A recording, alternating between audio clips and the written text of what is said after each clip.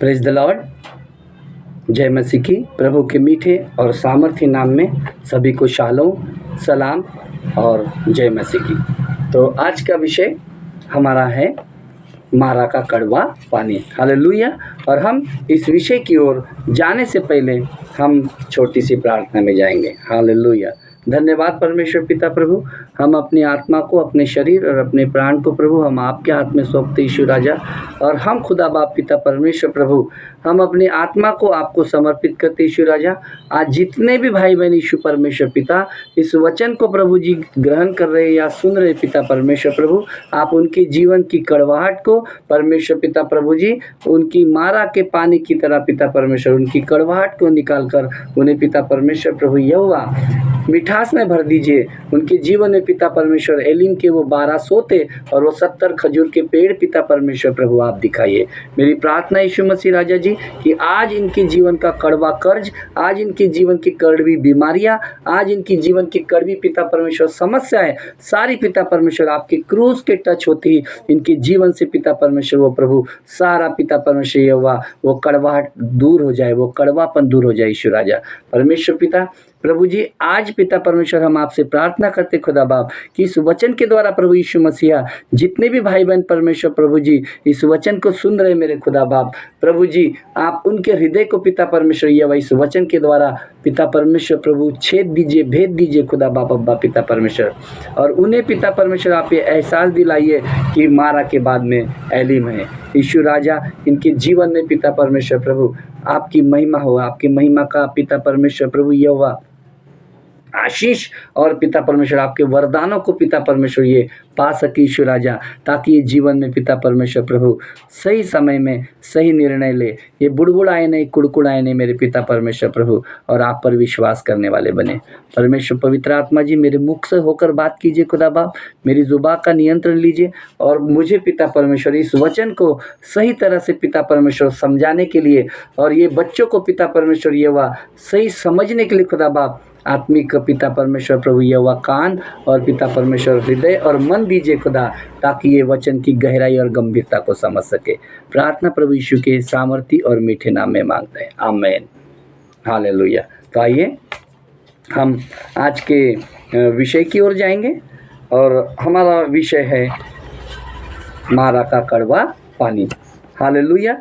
तो मेरे प्रियो, एक विषय, ये कहानी आज एक महानायक की है जो परमेश्वर के मित्र भी कहलाते हैं, और उनके साथ प्रभु यीशु मसीह ने रूबरू हजारों बार, कई बार परमेश्वर ने उनसे बातें की, इसलिए हम उनको एक मित्र के रूप में भी परमेश्वर के हम संबोधित करते हैं। हालेलुया। क्योंकि आज तो हम जाएंगे, चलिए आज हम अपने विषय की ओर बढ़ते हैं और ये हमारा विषय है मारा का कड़वा पानी। हालेलुया। ऐसा अब हम इस विषय को जानने के लिए हम अध्याय निर्गमन का निकालेंगे, अध्याय 15, और उसमें हम देखेंगे 22 से लेकर 27 पद तक। मैं इतना तो नहीं पढ़ूंगा, लेकिन मैं आपको इसकी शॉर्ट में रूपरेखा बताऊंगा कि ये क्या हुआ और क्या इस कहानी का ये है। हालेलुया। मतलब देखो, जब इज़राइल देश को परमेश्वर ने या मूसा के द्वारा मिस्र देश से आज़ाद किया, आज़ाद करके उसे लाल समंदर तक लेके गया, और लाल समंदर को भी परमेश्वर पिता के लोगों उन्होंने मूसा के द्वारा लाल समंदर को पूरे इज़राइलियों ने पार किया। जब लाल समंदर के पार हो जाने के बाद उन्होंने अपनी आंखों से बड़े अद्भुत और आश्चर्य कर्म को देखा, लेकिन देखने के बाद में वे क्या हुए, शूर के जंगल में गए और वहाँ पर उन्हें कड़वे पानी के सोते दिखाई दे। वो प्यासे थे, वो प्यास से तड़प गए थे और उनका गला सूख गया था। और जब उन्होंने सूर के जंगल में मारा के कड़वे पानी को देखा, वो नहीं जानते थे, उन्होंने पानी दिखाई दिया परंतु वे नहीं जानते थे कि ये पानी कड़वा है। जैसे ही मेरे प्रियो उन्होंने ये पानी को चखा, उन्होंने अपने मुंह से उसको उगल दिया या थूक दिया, और उसी क्षण वो मूसा की ओर बड़बड़ाने लगे, मूसा की ओर फिरने लगे। उन्हें उसी समय में वो अपने मिस्र की याद आ गई, परंतु वो भूल गए कि जो महान सामर्थी परमेश्वर है, जिसने इतने बड़े समुद्र को दो भाग करके सूखी भूमि की तरह हमें रास्तों की तरह चला कर लेकर आया है, वही परमेश्वर हमको इस जगह से निकाल भी सकता है। मेरे प्रियो, मेरे इस कहानी का, इस विषय को बताने का अर्थ यही है कि हमारे जीवन में भी मारा का कड़वा पानी है। हम भी बहुत जल्दी, जैसे हमारे जीवन में थोड़ा सा ही बदल या परिस्थितियाँ हमारी चेंज हो जाती है, तो हम अपने मिस्र में फिर से चले जाते हैं। मेरे प्रियो, हम वो समुंदर के दो भाग को देखना और हमें वो भूल जाते हैं। मेरे प्रियो, मैं आज इस विषय में, इस कहानी को मैं आप इसीलिए लाया हूँ कि आप जान सको कि परमेश्वर आपसे क्या कहना चाहता है। हालेलुया। क्योंकि जैसे ही वो बुड़बुड़ाए, जैसे ही वो कुड़कुड़ाए, मूसा ने उनकी बातों को सुना। मूसा भी बुड़बुड़ाने लगा, परंतु मूसा ने उनकी बातों को अवॉइड किया और परमेश्वर की ओर अपने ध्यान लगाया और प्रभु यीशु मसीह की दुहाई दी, और वो परमेश्वर ने उसके प्रार्थनाओं का उत्तर दिया और उन्हें परमेश्वर ने एक उपाय दिखाया, और वो उपाय उसने लिया और उस पेड़ को उस पानी में डाला और वो पानी मीठा हो गया। आज बहुत सारे सवाल हैं जो मैं इस सवालों के द्वारा मैं आपको पूछूंगा कि क्या पेड़ मूसा ने जो डाला तो वो पेड़ में इतनी शक्ति थी या सामर्थ्य थी जो पानी कड़वा हो गया? क्या पेड़ वो पहले से ही उस जगह पर था, या पेड़ डालने के पहले क्या ये मूसा की खुद की सोच थी, या प्रभु यीशु मसीह चाहते थे कि ये ऐसा हो? क्या ये परमेश्वर की योजना के तहत था? ऐसा प्रभु ने क्यों किया? उनको कड़वा पानी, तो उन्होंने कड़वे पानी को जो स्वाद चखा और उगल दिया, तो क्या प्रभु यीशु मसीह तो उन्हें जब 3 दिन से भूखे और प्यासे थे तो परमेश्वर डायरेक्ट उनको मीठा पानी भी पिला सकता था? मैं काफ़ी सारे प्रश्न और काफ़ी सारे उत्तर मैं आपको इस प्रश्न के द्वारा बताऊंगा, ताकि आपको इस वचन की हर एक बड़ी गहराई तक लेके जाऊंगा। ये आज हमारा पार्ट 1 है, शायद इसको हम 2-3 दिन कंटिन्यू करें, क्योंकि मैंने आपको इतने जल्दी, इतने कम समय में इतनी वचन की गहराई को, इस कहानी की स्टोरी को मैं नहीं समझा सकता हूँ। मैं आपको एक बात ये बता रहा हूँ कि जो इजरायली लोग भूल चुके थे कि मारा के बाद में एलीम भी आने वाला है, तो यही हमारे जीवन की रियलिटी है, हमारे मसीह भाई बहनों की, जो आज ऐसे परिस्थितियों से बीत रहे, गुजर रहे। मेरे प्रियो, आज मसीह जीवन जीने के बाद भी लोग कुड़कुड़ा रहे, बुड़बुड़ा रहे, वो सेटिस्फाइड नहीं है अपने जीवन में। वो भूल गए मेरे प्रियो, वो भूल गए कि जो मसीह, जो चट्टान है, वो हमारे साथ हमेशा चलता है। हालेलुया। इस कहानी में परमेश्वर पिता के लोगों बड़ा प्रेम भी है, परमेश्वर का असीम दर्द भी है मेरे प्रियो,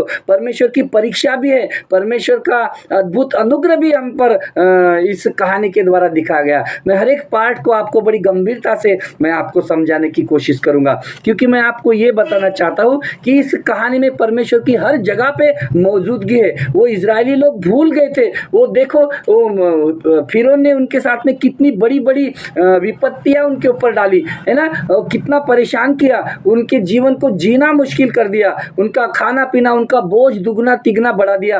फिर भी परमेश्वर ने उन्हें हर समय संभाला, फिर भी परमेश्वर ने, वो दुख में थे, पीड़ाओं में थे, इतनी तकलीफों में रहने के बाद भी मेरे प्रियो परमेश्वर हर पल उनके साथ रहा। जब वो डर चुके थे, वो घबरा चुके थे, तब भी परमेश्वर ने अपने स्वर्गदूत की तरह, अपने दूत की तरह मूसा और हारून को उनकी मदद और सहायता, उनकी गुलामी से छुटकारे को पाने के लिए हम परमेश्वर ने योजना और प्लान बनाई। वो ये सारी बातें वो भूल चुके थे, क्योंकि मेरे प्रियो उनके जीवन में कड़वाहट भरी थी। मैं आज ये पॉइंट्स को, ये कहानी को आपके सामने इसलिए लेकर आया हूँ क्योंकि मैंने इसके पहले मारा के कड़वे पानी का जिक्र किया, और परमेश्वर पिता ने मुझे आपको इस कड़वाहट को, इस वचन की सच्चाई को दिखाने के लिए मुझे आज ये टॉपिक दिया है। और मैं विश्वास करता हूँ कि मैं भरसक प्रयास करूँगा कि आप हर एक इस वचन की गहराई को समझे। और मेरे भाई और बहनों, आपको और यदि समझ में आएगा, यदि निर्गमन अध्याय आप 15 इसका 22 से लेकर आप 27 पद तक जब आप पढ़ेंगे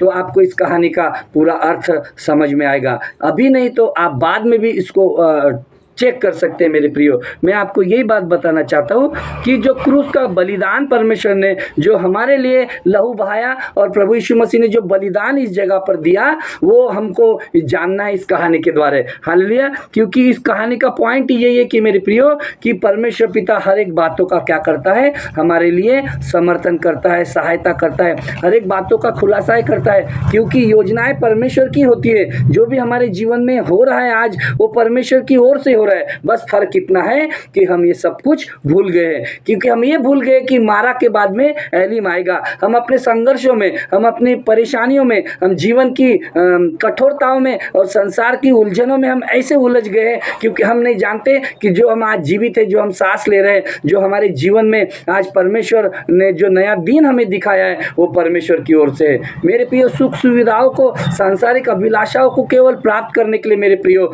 वो भूल गए लोग। हाँ, भूल गए मेरे परमेश्वर पिता के लोगों कि वो हमारा समाधान यीशु मसीह का क्रूस है। वो भूल गए लोग कि हमारे जीवन में मारा तो आएगा, परंतु मारा के बाद में एलीम भी आएगा। ये वो भूल चुके हैं मेरे प्रियो। वो भूल गए कि परमेश्वर ही हमको पहले घाव देते हैं और परमेश्वर भी हमें क्या करते हैं, चंगा करने वाले हमारे परमेश्वर है। वो भूल गए मेरे प्रियो कि परमेश्वर ही पहले कपड़े उतारते हैं और फिर कपड़े पहनाने वाले भी परमेश्वर हमारे यहोवा है। वो भूल गए मेरे प्रियो कि वो परमेश्वर प्रभु यीशु मसीह हमें पहले नम्र बनाते हैं और वो फिर हमें ऊंचा उठाते हैं। वो भूल गए मेरे प्रियो परमेश्वर यहोवा के लोगों कि प्रभु यीशु मसीह हमें, परमेश्वर पिता हमें मारते हैं और फिर जीवन देते हैं। मृत्यु और जीवन उसी के हाथ में। वो सारी बातें भूल चुके हैं मेरे प्रिय लोगों, मेरे मसीह भाई बहनों। मैं आप इस वचन के द्वारा यही बात आपको समझाना चाहता हूँ। यदि मैंने जो कुछ भी अभी ये जो पॉइंट्स बातें की है कि पहले कपड़े उतारते हैं और फिर पहनाते हैं, वो घाव देते हैं और चंगा करते हैं, मारते हैं और फिर जिलाते हैं, यदि आप पवित्र शास्त्र की ओर से यदि आप चेक करना चाहते हो तो होशे नबी का 6 पार्ट 6वां अध्याय उसका पहला वचन पढ़िए। उत्पत्ति अध्याय 3 इसका 21 वचन पढ़िए। याकूब इसका 4 इसका 10वां पद पढ़िए। और मैं आपको और एक बात बताना चाहता हूँ कि जो मैंने कहा कि मृत्यु और जीवन प्रभु यीशु मसीह के हाथ में है। यदि आप यूहन्ना का अध्याय, यदि आप 11वां अध्याय, यदि आप उसको 1 से लेकर 14 तक आप पढ़ेंगे तो आपको ये सारी बातें बड़ी गहराई से समझ में आएगी प्रियो। क्योंकि हर एक वचन का कहीं ना कहीं नए नियम का पुराने नियम से, पुराने नियम का नए नियम से कनेक्शन है। मैं आपको यही बात बताना चाहता हूँ कि बहुत से लोग आज अंधविश्वास में क्यों है, बहुत से लोग आज कंफ्यूजन में क्यों है मेरे प्रियो, क्योंकि वो केवल नए नियम को ही महत्व देते हैं, नए नियम की ओर अपने ध्यान को फोकस करते हैं। वो पुराने नियम की बातें, वो बहुत सारे ऐसी बातें, बहुत सारे ऐसे शब्द है मेरे प्रियो नए नियम में जो पुराने नियम से गुजरे हैं। क्योंकि उत्पत्ति से लेकर प्रकाशित वाक्य तक जो भी बाइबल में कहा गया है वो प्रभु यीशु मसीह के बारे में, पवित्र आत्मा के बारे में और वो परमेश्वर पिता के बारे में ही कहा गया है मेरे प्रियो। इसीलिए हमें हर बात की, बहुत से लोग हैं जो इस गहराई को समझ नहीं पाते और परमेश्वर के वचन को नहीं समझ पाते। मैं तो बोल रहा हूँ बाइबल में, पवित्र शास्त्र में वचन और शब्द तो बहुत दूर की बात है, एक बिंदु और एक मात्रा भी ऐसी व्यर्थ नहीं है मेरे प्रियो कि जो व्यर्थ में डाली जाए। उसका गहराई है। एक बिंदु भी यदि पवित्र शास्त्र में यदि लिखा गया है तो वो बिंदु का भी एक महत्व है मेरे प्रियो। मैं आपको वो बिंदु, वो शब्द, वो अर्थ मैं आपको हर एक खोल कर बताऊंगा। भले ही इस विषय को समझाने के लिए मुझे 2 दिन लगे या 3 दिन लगे, लेकिन मैं आपको इन वचनों की गहराई समझाऊंगा। जैसे यूहन्ना 14 अध्याय, इसके यूहन्ना 11 अध्याय इसका 1 से 14 पद में आप अगर पढ़ेंगे तो लाजर की मृत्यु जो हुई मेरे प्रियो वो परमेश्वर की महिमा के लिए थी। मृत्यु भी उसी की ओर से थी, परंतु जीवन भी परमेश्वर नहीं दिया। मैं आपको यही बताना चाहता हूँ कि मृत्यु और जीवन प्रभु यीशु मसीह की ओर से। ये कब आपको समझ में आएगा? जब आप बाइबल को खोल कर आप पढ़ोगे मेरे प्रियो। आपको जरूरत है बाइबल के वचनों की गहराई को, क्योंकि आप भूल गए कि वही परमेश्वर है हमारा जो कड़वे पानी को मिठास में बदल सकता है। हालेलुया। हम यही भूल गए मेरे प्रियो। लोगों को लगता है कि हमने मसीह जीवन को पा लिया, हमने बपतिस्मा ले लिया तो हमारे जीवन का उद्धार हुआ। नहीं मेरे प्रियो, असली उद्धार, असली जीवन, असली मसीहत का जीवन मेरे प्रियो उद्धार के बाद ही है, प्रभु यीशु मसीह को अपनाने के बाद भी है। लोग सोचते हैं कि नहीं, हमने बपतिस्मा ले लिया, अब हमारे जीवन में मुसीबतें नहीं आएंगी, अब हमारे जीवन में परेशानियां नहीं आएंगी। नहीं मेरे प्रियो, ये आपकी गलत सोच है, ये आपका सोचना गलत है। क्योंकि असली जीवन, असली उद्धार मेरे प्रियो मारा के बाद एलीम में है। यदि हम मसीह जीवन में हैं तो हमें दुख, तकलीफ़ें और परेशानियाँ, बहुत सारी बाधाएँ हमारे जीवन में आएगी, जिसको हमें सहन करना है। क्योंकि प्रभु का वचन यिर्मयाह 29 इसका 11 में भी कहता है कि जो योजनाएं, जो कल्पनाएं मैंने की है, वो सारी तुम्हारी भलाई के लिए। जो कुछ भी हो रहा है आज, वो आपकी भलाई के लिए, वो परमेश्वर का डिवाइन प्लान है, वो सोचा समझा प्लान है मेरे प्रियो। यही बात को मैं इस कहानी के द्वारा आपको समझाना चाहता हूँ। जो लोग सोच रहे हैं कि प्रॉब्लम्स है, आएगी नहीं आएगी, और आप सोचते हैं कि नहीं मेरे प्रियो ये नहीं होना चाहिए, लेकिन नहीं, बाइबल कहती है कि लाल समंदर के बाद ही, इस कहानी को मैं आपको क्यों बता रहा हूँ कि लाल समंदर पार करने के बाद ही इजराइलियों के जीवन में मारा की कड़वाहट आई, कड़वा जल आया मेरे प्रिय। क्यों? यदि मैं आगे बताऊंगा, अगर आप इस वचन को अगर आगे भी पढ़ेंगे तो ये जो बात हो रही थी मारा के कड़वे पानी की, ये परमेश्वर की परीक्षा थी लोगों के लिए। प्रभु यीशु मसीह देखना चाहते थे मेरे प्रियो।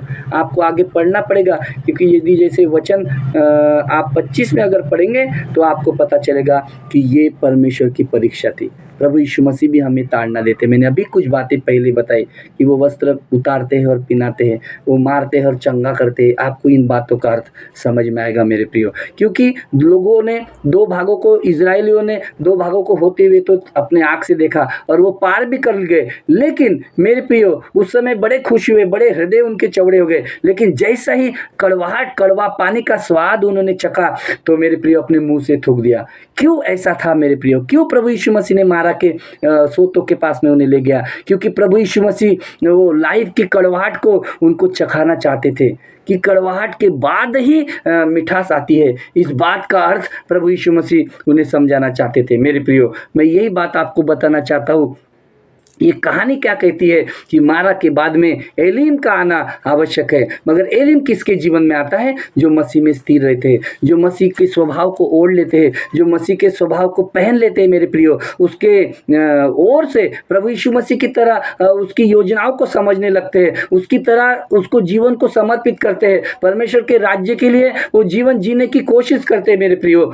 जो धीरज धरते हैं, ऐसे लोगों के जीवन में परमेश्वर पिता मारा के बाद में एलीम को लेकर आता है। वो भूल गए मेरे प्रियो की 12 सोते उनका इंतजार कर रहे हैं। हालेलुया। मैं आपको यही बात बता रहा हूँ कि बहुत से मसीह भाई बहन हैं जो गलत फहमी में जी रहे हैं मेरे प्रियो। यदि उनकी समस्याओं का समाधान एक चर्च में नहीं मिला, वो दूसरे चर्च में भाग जाते हैं, दूसरे चर्च में नहीं मिला, तीसरी तरफ भाग जाते हैं मेरे प्रियो। लेकिन वो, मैं आपको ये पॉइंट भी मैं क्लियर करके बताऊंगा मेरे प्रियो, क्योंकि वो देख रहे कि जो क्रूस पर जो प्रभु यीशु मसीह ने अपने जीवन को बलिदान दिया, वो प्रभु यीशु मसीह को तो जानते हैं, परंतु वो क्रूस जो जरिया परमेश्वर के बलिदान का ठहराया गया, वो लकड़ी, वो पेड़ जो इस जगह पर दिखा रहा है, जो प्रभु यीशु मसीह स्वयं है, वो इस चीज को मेरे प्रियो भूल चुके हैं मेरे प्रियो। यहाँ तक कि वो अगर चर्च में भी यदि उनके समस्याओं का समाधान नहीं मिला तो ढोंगी बाबाओं के पास भी जाते हैं मेरे प्रियो, क्योंकि वो नहीं जानते कि जिनके साथ वो चल रहा है,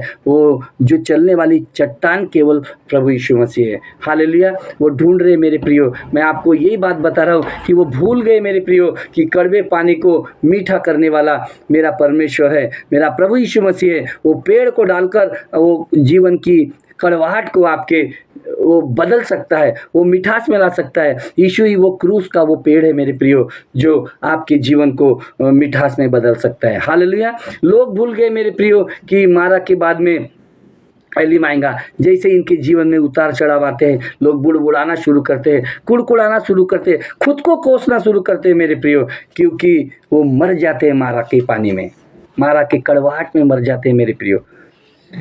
उन्हें नहीं पता कि 70 खजूर के पेड़ उनका इंतजार कर रहे हैं।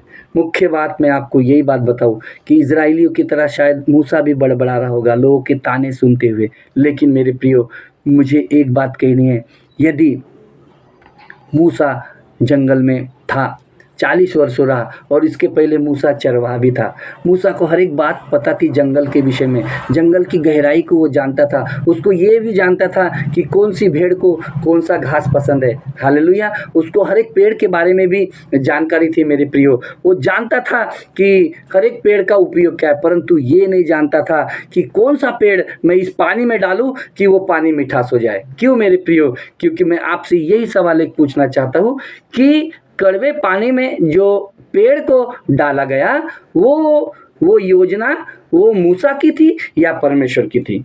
मेरा यही सवाल है। मैंने आज आपको पहले ही बताया ये मूसा की सोच थी, क्योंकि देखो वो तो जंगल में चरवा था। वो 40 वर्षों से जंगल में, और न जाने उसके पहले से भी वो जंगल में रहा होगा, लेकिन वो तो महल में जाने के बाद ही उसने भेड़ बकरियों को चराना शुरुआत किया। लेकिन बताओ, जो व्यक्ति 40 वर्ष जंगल में रहेगा तो उसको जंगल में पेड़ों के साथ रहेगा तो हर एक पेड़ की विशेषता उसे मालूम होगी। मेरे प्रियो, मैं कुछ बातें, कुछ पॉइंट्स मैं आपको क्लियर करूंगा, क्योंकि ये योजना खुद की मूसा की थी या परमेश्वर की ओर से थी मेरे प्रियो। तो जवाब आपको सीधा सीधा मिलेगा कि ये परमेश्वर का पहले से ही सोचा हुआ और ये समझा हुआ एक डिवाइन आइडिया था मेरे प्रियो। 100% परमेश्वर की ओर से सोचा हुआ समझा हुआ प्लान था मेरे प्रियो, क्योंकि मूसा ऐसा कुछ सोच ही नहीं सकता था। मूसा ऐसा, वो पेड़, भले ही वो मूसा ने वो बार बार उस पेड़ को देखा होगा, लेकिन मूसा को नहीं पता कि ये पेड़ के द्वारा ये पानी मीठा हो सकता है, क्योंकि वो सोच मेरे प्रियो मूसा की नहीं, वो देखने वाली आंखें मूसा की नहीं, वो आइडिया, वो क्रियाएं वो मूसा की नहीं। केवल मूसा एक जरिया बना, वो पेड़ को काटने वाला, काट कर वो पानी में डालने वाला। तो ये जो इस्राएली लोग जो भूल गए थे मेरे प्रियो कि अगर, मुझे बताओ, यदि ये योजना मूसा की होती तो क्या मूसा भी उनके साथ 3 दिन जंगल में मारा मारा प्यासा फिरता? कभी नहीं मेरे प्रियो, कभी नहीं। ये हम, मूसा, चेले, दास, जो कुछ भी है वो परमेश्वर का एक जरिया है। वो उनके जरिए अपनी बातें बताना चाहता था। मैंने पहले भी बताया कि जब परमेश्वर का आत्मा उतरता है तो हमें बहुत सारी बातें जिसको हम नहीं जानते वो सारी बातें हम पर प्रकट करता है मेरे प्रियो। वो अपने दासों के द्वारा, पहले ज़माने में भी परमेश्वर पिता अपने दासों पर, नबियों पर अपना आत्मा उंडेलता था और उनके द्वारा वो जरिया बनाता था मेरे प्रियो, और वो लोगों तक अपनी बातें पहुंचाते थे। मैं आपको एक बात यही बताऊंगा कि जैसे आप निर्गमन अध्याय 15 इसका 25वां पद जब आप पढ़ोगे तो आपको एक बात साफ साफ दिखाई देगी कि बाइबल यहाँ पर ये बोलती है कि ये बात मूसा ने खुद नहीं किया, यहोवा ने उसको दिखाया। क्या कहता है 25वां पद? देखो, अगर हम पढ़ेंगे तो वही यहोवा ने उसके लिए एक विधि और नियम बनाया और वही उसने यह कहकर उसकी परीक्षा ली। हालेलुया। ये जो दिखाया प्रभु यीशु मसीह ने, ये परीक्षा लेने के लिए उनकी परीक्षा ली गई मेरे प्रियो। मूसा तो जंगल में था, मैंने अभी बताया। और मेरे प्रिय भाई बहनों, ये प्लान भी जो था वो क्या था? एक डिवाइन प्लान, परमेश्वर की पहले से ही सोची समझी प्लानिंग थी मेरे प्रियो। ये मूसा की ओर से नहीं थी, ये प्रभु यीशु मसीह की ओर से थी। हालेलुया। क्योंकि इज़राइल लोग जो वो मारा का जो सिचुएशन था वो एक उनकी परीक्षा का एक क्लासरूम था। परीक्षा का क्या था? एक क्लासरूम था, क्योंकि प्रभु यीशु मसीह उन लोगों की परीक्षा लेना चाहते थे। मैंने आपको बताया, पहले भी बताया कि प्रभु वो हमको ताड़ना भी देता है, वो घाव भी देता है और वो हमको चंगा भी करता है मेरे प्रियो। मैं आपको यही बात बताऊंगा कि जैसे मैं आपको एक एग्जाम्पल दे के समझाता हूँ, आप जल्दी समझ जाओगे कि जैसे एक टीचर यदि कोई स्टूडेंट की अगर वो परीक्षा लेता है मेरे प्रियो, या वो क्वेश्चन पेपर यदि वो लाता है, क्वेश्चन पेपर में कुछ प्रश्न जब लिख कर लाता है तो वो प्रश्न के क्वेश्चन भी उसी की ओर से होते हैं और उसके आंसर भी वो आराम से दे सकता है यदि किसी उसको आंसर भी पता होता है और उसको प्रश्न भी पता होता है, क्योंकि वो क्रिएटर है मेरे प्रियो। उसने उस एग्जाम को तैयार किया है, उसने वो पेपर को तैयार किया, उसने एग्जामिन किया है, उसने वो दिन रात मेहनत की है, उसने सोचा है कि ये प्रश्न अगर मैं डालूंगा तो इसका आंसर भी मुझे मालूम है, इसीलिए वो प्रश्न तैयार करता है। प्रभु यीशु मसीह ने जो पेड़ मूसा को बताया कि तू काट और उसमें डाल, तो ये पेड़ बताने के लिए, क्या पेड़ पहले से मौजूद नहीं था? क्या मूसा ने खुद वहां पर लेकर आया था? नहीं मेरे प्रियो, पेड़ पहले से ही मौजूद था उस जगह पर, बस मूसा की आंखें उसे देख नहीं पा रही थी। और वो डिवाइन योजना उसकी आंखों में, उसके दिमाग में, उसके माइंड ने परमेश्वर पिता ने डाली कि ये पेड़ ले, शायद हो सकता है वो पेड़ कड़वा हो सकता है वो पेड़ नीम का हो सकता है वो पेड़ क्या होगा पता नहीं, वो पेड़ में कौन सी गुण और कौन सी विशेष शक्ति या पावर होगी ये हम नहीं जानते। शायद वो पेड़ कड़वा भी हो सकता हो खुद, परंतु मूसा को परमेश्वर ने कहा तू डाल। मूसा ने क्या किया मेरे प्रियो, मैं ये पॉइंट आपको बताना चाहता हूँ, आज्ञाकारिता निभाई, परमेश्वर की आज्ञा माना, उसने पेड़ पर विश्वास नहीं किया, वो पेड़ कड़वा है मीठा है क्या है उसने इस बात पर नहीं, जिस परमेश्वर ने उसको आज्ञा दी कि ये पेड़ काट और इस पानी में डाल, हालेलुया, वो पेड़ तो जैसे ही उसने काटा और वो डाला मेरे प्रियो, वो पानी क्या हो गया, मिठास में बदल गया। क्यों?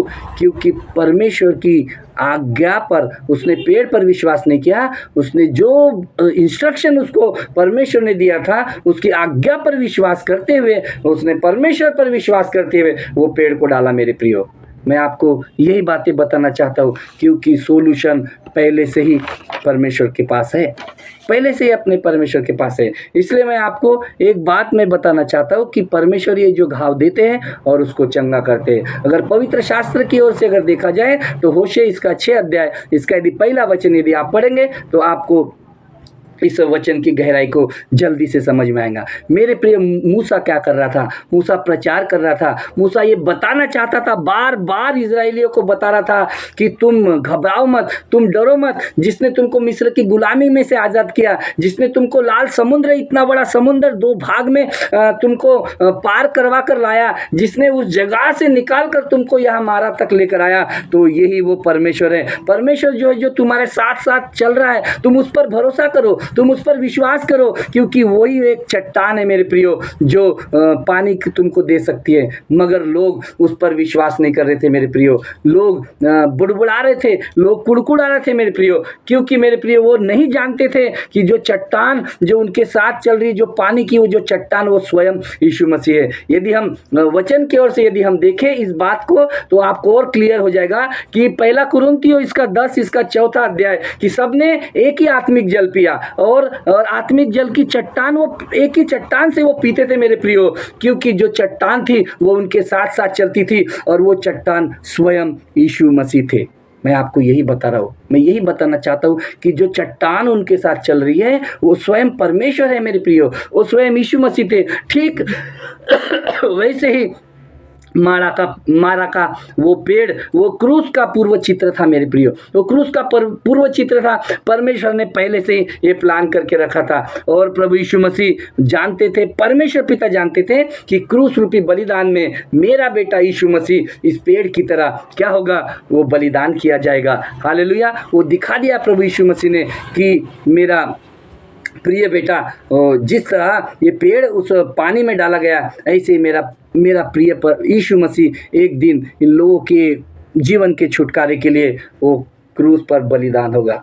हालेलुया। मैं आपको क्या बताना चाहता हूँ, मैं समझाना चाहता हूँ मेरे प्रियो कि उस समय मूसा का दिमाग नहीं चला, वो उस समय में उसकी आंखें नहीं खुली, वो क्योंकि मूसा ने सिर्फ पेड़ को काटा, पर प्लान किसका था? प्लान स्वर्ग से आया हुआ था मेरे प्रियो। इसलिए हम आज एक पॉइंट को इसको समझेंगे कि जो प्रचार हम करते हैं, जो प्रचार दास लोग करते हैं मेरे प्रियो, वो अपनी बुद्धि से नहीं करते, वो परमेश्वर की योजना के तहत होता है। हालेलुया। जैसे मूसा उनको दिखा रहा था, मूसा को परमेश्वर ने दिखाया, ऐसे ही वो दासों के द्वारा परमेश्वर आपको दिखा रहा है। मैं भी आज ये वचन जो क्रूस की सच्चाई है मेरे प्रियो, जो पानी जो क्रूस पर जो कड़वे पेड़ की तरह, वो कड़वे पानी में जो पेड़ डाला गया, जो क्रूस था स्वयं यीशु मसीह, वही सच्चाई मैं आपको आप तक लाने का प्रयास कर रहा हूँ मेरे प्रियो। आपको ये जानना है कि मसीह जो हमारे लिए बलिदान हुआ, वही वो एक पेड़ है मेरे प्रियो, जो आपके साथ साथ पवित्र आत्मा की ओर से वो सारी बातें आपके ऊपर में क्या करता है,